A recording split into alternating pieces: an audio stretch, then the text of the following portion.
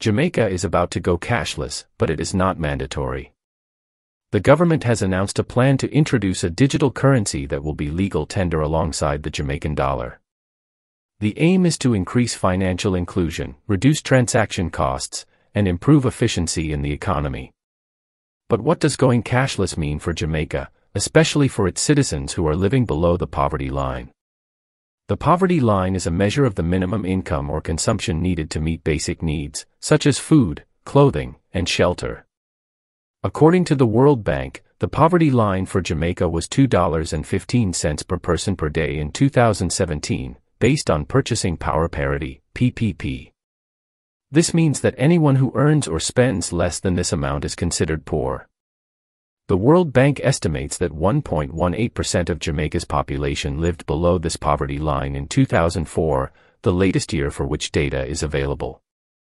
Going cashless could have both positive and negative impacts on the poor in Jamaica.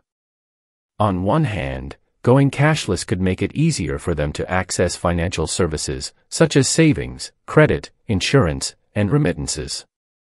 It could also reduce the risks of theft, loss, or damage of cash, and lower the fees associated with cash transactions. Going cashless could also enable them to participate more in the formal economy and benefit from digital innovations and opportunities.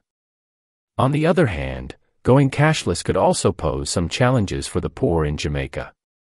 For instance, going cashless could require them to have access to a smartphone, a bank account, and an internet connection, which may not be affordable or available for everyone.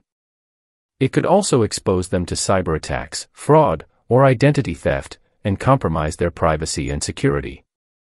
Going cashless could also create a digital divide between those who have access to digital payments and those who do not. Therefore, going cashless in Jamaica is not a simple decision. It requires careful consideration of the costs and benefits, as well as the readiness and preferences of the people. It also requires adequate regulation, infrastructure, education, and inclusion to ensure that no one is left behind or excluded from the digital transformation.